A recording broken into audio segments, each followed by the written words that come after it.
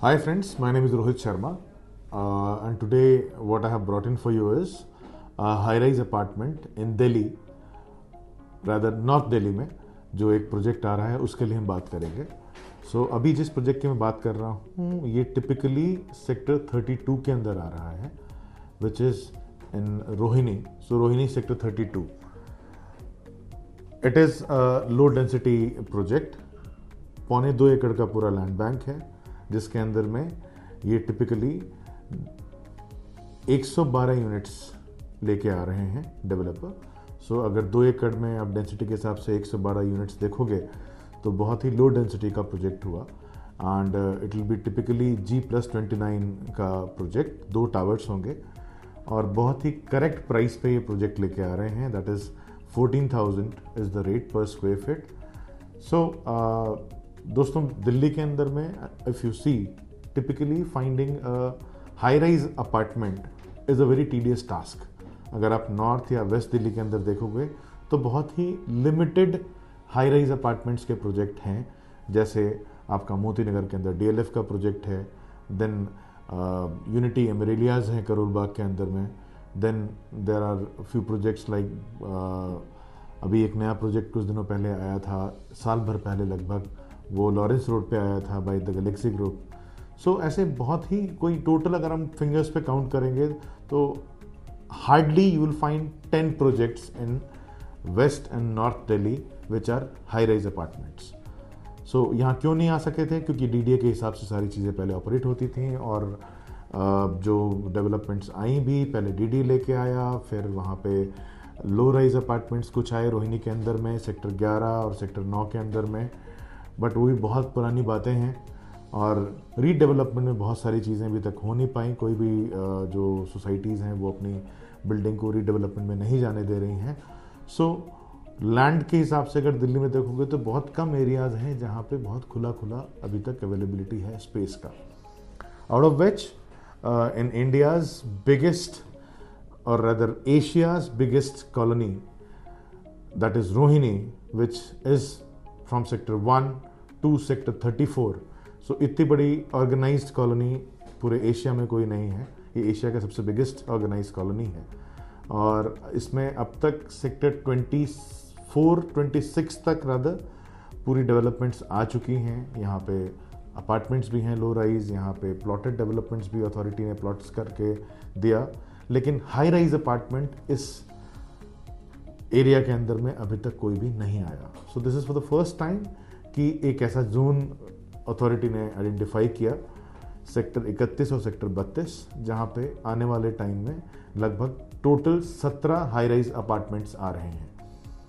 ये आप यूँ समझिए कि नॉर्थ दिल्ली के अंदर में सबसे ज़्यादा हाई राइज अपार्टमेंट्स का जो एक जोन होगा पर्टिकुलरली डेडिकेटेड, वो सेक्टर 31 और 32 रोहिणी का ही होने वाला है और कोई जगह है भी नहीं। If you analyze that and if you are from Delhi you will be able to understand it कि नहीं है कहीं पे जगह, बहुत अपॉर्चुनिटीज़ हैं ही नहीं। जैसे ईस्ट दिल्ली के अंदर में आप देखो तो मैं बहुत हाई राइज तो नहीं कहूँगा, बट हाँ अपार्टमेंट्स वाइज पूरी ऑर्गेनाइज तरीके से जो बसे हुई एक जगह है वो है मयूर विहार या फिर पटपड़गंज। उसी तरह से ये वाला एक जोन आइडेंटिकली बनेगा, लेकिन ये पूरा हाई राइज के हिसाब से बनेगा। 17 प्रोजेक्ट्स जिसमें से 4 ऑलरेडी अलॉट हो चुके हैं, 5 रादर लैंड पार्सल्स अलॉट हो चुके हैं, ये 5वां है। और इसके पहले 2-3 प्रोजेक्ट्स और आए थे जो 1 साल के आसपास हो गया है उन्हें आए हुए। और ये प्रोजेक्ट जो है, ये इस प्रोजेक्ट का नाम टिपिकली अगर मैं बताऊं it is the platinum and the developer is PNS Group. PNS Group is the developer and the Platinum is the project's name. What all things are required to have a residential apartment when you plan to shift at a location जहाँ पे आपने flat लिया कुछ सालों पहले, development आई और वहाँ पे आप जाके बसना चाहोगे या बसोगे? ऐसी कौन कौन सी चीज़ें हैं जो आपको ज़रूरी होती हैं? Number 1 connectivity, transportation, number 2 habitation, number 3 जो हमारी डे टू डे लाइफ में चीज़ों की ज़रूरत है उसको सफाइस करने के लिए हमारे पास इंफ्रास्ट्रक्चर हो, जैसे मॉल्स हों, हाइपर मार्केट्स हों, कमर्शियल एरियाज़ हों जहाँ पे चीज़ें आप शॉपिंग के लिए जा सकते हो। Number 4 and the foremost thing is the education and number 5 is the hospital. So ये सारी ही चीज़ें अगर आप रोहिणी के इस जोन से अगर देखते हो, जो नंबर 1 था that is connectivity. So connectivity के पार्ट पे मैं बताता हूँ, वो बहुत बड़ी स्टोरी है जो लोगों को पता नहीं होगी, तो आई थॉट कि इसको बहुत I should throw some light on to it. That is the connectivity of this zone to the areas in Delhi NCR, that is Gurgaon, new Delhi airport. ये सारी जगहों पे there is a new highway in place which is called UER2, जो यहाँ से सिर्फ 1 kilometre के आसपास के डिस्टेंस पे है हमारे प्रोजेक्ट से, जहाँ से आप new Delhi airport, Indira Gandhi airport terminal जो है, वहाँ तक पहुँचने में आपको हार्डली 20 to 25 मिनट्स लगेंगे। वाया शिव मूर्ति आप वहाँ पे जा सकते हो, और यहाँ से आप वाया UER2 ही आप जो ये सोनीपत वाला जोन है, सोनीपत तक कनेक्ट कर रहा है UER2। सो टिपिकली आप नरेला होते हुए UER2 से आगे सोनीपत में कनेक्ट कर जाओगे। That too will take hardly 20-25 odd minutes to drive, and via that route itself you can take the eastern peripheral and move out till Jewar Airport that is about to begin in some time.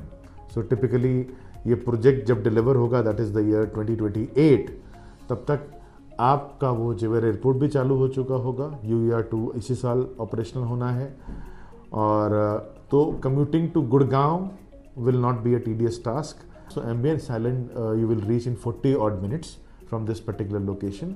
तो आप गुड़गांव भी 40 minute में हो। और अगर हम दिल्ली से बात करें तो दिल्ली में आप ऑलरेडी हो ही, सो सेंट्रल दिल्ली से आप बहुत ईजिली कनेक्ट कर सकते हो। इसके बाद कनेक्टिविटी हमने ये देख ली कि इसकी अप्रोच कितनी आसान है। अभी कम्यूट करने के लिए क्या है ट्रांसपोर्टेशन।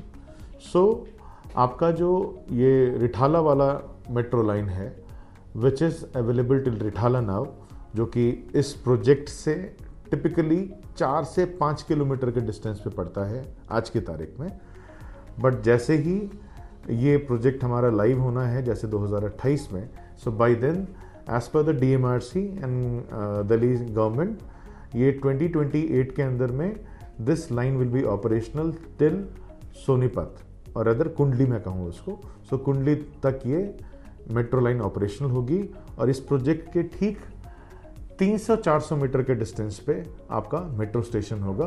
वो मेट्रो स्टेशन सेक्टर 32 का ही होगा। सो प्लान में अप्रूव्ड है, वो सारी चीज़ें you can check, everything is there in place and as per the government official records I'm talking about it. So metro station पास में हो गया आपकी आप बिल्कुल टिपिकली रोहिणी वाली जो रोड है उस रोड से 300 मीटर के डिस्टेंस पे ही ये प्रोजेक्ट पड़ता है। तो आपका रोड से कनेक्टिविटी बहुत स्मार्ट है। आप UER से कनेक्टेड होके गुड़गांव बहुत अच्छे से पहुंच सकते हो, एयरपोर्ट की कनेक्टिविटी बहुत स्मार्ट है। तो ये सारी चीज़ें एक बहुत बड़ी वैल्यू एडिशन है if you see it that way. दूसरी चीज़ की हमने कहा था, तीसरा जो पॉइंटर था that was education, commercial buildings and hospitals. So this in a radius of 5 kilometers if you see from this location there are numerous hospitals. Rajiv Gandhi cancer hospital है, और भी बहुत सारे हॉस्पिटल्स हैं जो यहाँ पे पास में हैं। यहाँ पे इंजीनियरिंग कॉलेजेस हैं, यहाँ पे आपके DPS और GT गोइन का स्कूल है। सो उस लिहाज से पूरी आपको कोई कंसर्न नहीं आ सकती कि बच्चे कहाँ पढ़ेंगे, हॉस्पिटल दूर तो नहीं है, ये दोनों ही चीज़ें, कॉलेजेस भी पास में हैं। सो ये सारी चीज़ें जो बेसिक नेसेसिटीज़ होती हैं वो ऑलरेडी इन प्लेस हैं, आज भी अवेलेबल हैं। यहाँ पे कमर्शियल की बात करें तो रोहिणी के अंदर में लगभग 8 से 10 मॉल्स हैं विच is in vicinity of again 5 kilometers from this particular location. और एक और बहुत बड़ा डेवलपमेंट है जिसके बारे में अभी तक लोगों को बहुत ज़्यादा आइडिया नहीं है जो यहाँ पे आ रहा है, and that is a sports complex. So you can find it on newspapers and media कि DDA हैज़ अनाउंस्ड कि सेक्टर 34 रोहिणी के अंदर they are coming up with a sports complex which will be in a land bank of 55 acres. So 55 acres of land bank in sector 34 which is just across the road. यहाँ से अगर आप 32 से निकलोगे, cross करोगे road तो 34 में पहुँच जाते हो। वहाँ पे DDA ने 55 एकड़ के लैंड पे एक स्पोर्ट्स कॉम्प्लेक्स प्लान किया है, विच will be on the lines of example अगर मुझे देना हो तो जैसे ईस्ट दिल्ली के अंदर में यमुना स्पोर्ट्स कॉम्प्लेक्स है, उस तर्ज पे बन रहा है। ऑल्दो यमुना स्पोर्ट्स कॉम्प्लेक्स बहुत पहले की डेवलपमेंट है, आज के लगभग 20 साल पहले यमुना स्पोर्ट्स कॉम्प्लेक्स लाइव हो गया था। सो तभी PPP मॉडल पे चीज़ें दिल्ली में नहीं होती थी। सो वो एक बेसिक मैं कंपैरिजन दे रहा हूँ। उसकी वजह से मयूर विहार, विवेक विहार, ये जो सारा एरिया था वो बहुत ज़्यादा ग्रो किया और बहुत ऑर्गेनाइज्ड हो गया। सो ये जो एरिया है यहाँ पे PPP मॉडल पे 55 एकड़ में जो बनाएंगे उसमें क्या क्या चीज़ें होंगी, इसमें एक 5 स्टार होटल होगा, इसमें रेसिडेंशियल कॉम्प्लेक्सेस होंगे फॉर एथलीट्स, यहाँ पे एक फुटबॉल का ग्राउंड होगा, और भी सारे जो मल्टीपर्पज़ स्पोर्ट्स कोर्ट्स होते हैं, everything and anything that you can think of in sports is there. There will be a hospital, क्योंकि यहाँ पे ट्रेनिंग दी जाएगी एथलीट्स को। सो एथलीट्स के लिए ये एक बहुत बड़ी डेवलपमेंट है जो यहाँ आ रही है। इसकी मेंबरशिप्स होंगी और लगभग इसमें 5.5 लाख मेंबरशिप्स अनाउंस किया है गवर्नमेंट ने, DDA ने, जो ये लोग डिस्ट्रीब्यूट करेंगे। सो 60 ईयर्स के लीज पे वो ऑपरेट होगा। PPP मॉडल पे आने का मतलब है यहाँ पे बहुत से कैफ़ेज़ और बहुत और भी चीज़ें आएंगी। जब कोई PPP मॉडल पे कोई डेवलपर कोई चीज़ लेके आता है तो उसको भी एक मनी मिंट करने के लिए बहुत सी चीज़ें चाहिए होती हैं। तो यहाँ बहुत कुछ होना है, बहुत हलचल होगी, और ये सब इस साल के एंड में अलॉट होके PPP मॉडल पे एग्रीमेंट होके चीज़ें स्टार्ट होनी है। 2025 December is the timeline from when this sports complex will be started as per, मतलब इसका एग्जीक्यूशन स्टार्ट हो जाएगा। So that is how it will be. So वो भी एक बहुत बड़ी चीज़ होगी बच्चों के लिए आज की तारीख में। अब अगर मैं यूँ कहूँ कि ग्राउंड नहीं मिलते, छोटे छोटे पार्कों में खेलना पड़ता है, सो you can enjoy that sports complex in your life. आपके बच्चे एंजॉय कर सकते हैं, जो बहुत पास में ही होगा। अब ये जो प्रोजेक्ट है ये 2.25 एकड़ में ये क्या क्या देंगे, क्या क्या बना रहे हैं। प्राइस पॉइंट की बात मैंने बताई, अभी 14,000 के ऊपर में इसका प्राइस है। इसमें आपको 2 टावर्स बन रहे हैं। 2.25 एकड़ में 80% एरिया जो है वो ओपन एरिया है, 20% जो एरिया है that is the consumable area for the construction of the buildings. There will be 2 towers in particular. दोनों टावर में हर फ्लोर पे 2 यूनिट्स होंगी और 3 लिफ्ट्स होंगे। सो आप समझ सकते हो कि एक फ्लोर पे 2 ही फ्लैट हैं और 3 लिफ्ट्स हैं। सो बहुत अच्छा खासा ये रेशियो बनता है। It is a very good thing. Normally you don't find anything like this in Noida और गुड़गांव एज वेल कि एक फ्लोर पे ऐसी चीज़ें हों। यूनिट्स के जो साइज़ हैं वो 3 BHK के 2 साइजेज़ हैं। One is 2950 square feet and the other one is 3142 square feet.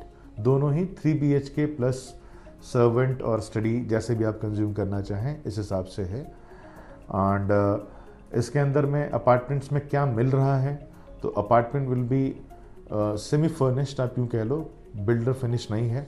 इसके अंदर VRV आपको हम लगा के दे रहे हैं। इसमें आपके किचन जो है पूरा इक्विप्ड है। It will be a modular kitchen that will be given to you at the time of hand over. There is wardrobes that will be installed। तो आपको AC है, किचन इक्विप्ड है, बाथरूम फिटिंग्स, बाथरूम पूरा loaded है, आपका wardrobes बने हुए हैं।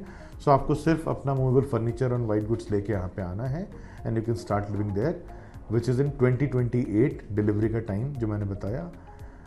सो पेमेंट प्लान भी बड़ा अट्रैक्टिव है। It is 35-35-30। So 35% is what you need to pay within 45 days of the booking.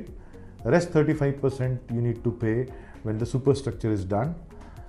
The last 30% is you need to pay when the delivery is coming. So जब OC आ जाएगी, CC आ जाएगी, उस time पे आपको 30% दे के position लेना है। Price point की कंपैरिजन अगर करें तो आपको आज की तारीख में दिल्ली में इस प्राइस पे कहीं पे भी हाई राइज अपार्टमेंट्स का कोई भी डेवलपमेंट नहीं मिलता। इनफैक्ट इसके आसपास भी जो डेवलपर्स ने लेके आए थे वो भी आज 15,500 के आसपास पे ऑपरेट कर रहे हैं। हालांकि उनकी भी एंट्री पॉइंट यही थी। ऑर्गेनाइज डेवलपमेंट के अंदर में विथ ऑल द एमिनिटीज़, यहाँ पे क्लब हाउस होगा, यहाँ पे जिम्नाजियम होगा, स्विमिंग पूल होगा, किड्स गार्डन होगा, आपका कोर्ट्स होंगे, प्लेइंग कोर्ट्स होंगे सारे। इसके अंदर में आपको योगा सेंटर मिलेगा, ओपन एयर जिम मिलेगा। So anything and everything that you expect out of a high rise apartment living concept, everything is there inside it. So अगर आप भी कुछ ऐसा देख रहे हैं और आपको भी लगता है कि फ्यूचर में हमें एक ऑर्गेनाइज्ड डेवलपमेंट में जाना चाहिए, रोहिणी वाले या नॉर्थ दिल्ली वालों के लिए बहुत बड़ा इशू है कि वो लोग अभी पुराने इंफ्रास्ट्रक्चर के अंदर रह रहे हैं या फिर ऑर्गेनाइज्ड डेवलपमेंट में इस तरह से जाने का उनको मौका मिल नहीं रहा है। So this is the only opportunity that is there as of now. आगे आने वाले टाइम में और आएंगे, बट ऑब्वियसली उनकी प्राइस पॉइंट फिर ज़्यादा होगी और वो एंट्री पॉइंट जो होगा वो कम से कम 15,500, 16, 17,000 पे आएगा। तो इन्वेस्टर्स के लिए बहुत अच्छा डील है, जिसमें आप अभी 14,000 के रेट पे आप एंटर करोगे एंड देन उसके बाद में अगर आप 2 साल बाद या 1.5 साल बाद भी देखते हो तो it will be somewhere around 17,500, 18,000 का रेट। So appreciation is good and if you are looking forward to anything as such, please do connect with us on the given number. Looking forward to help you out with the investments that you're planning. Thank you. Thanks a lot for watching this video.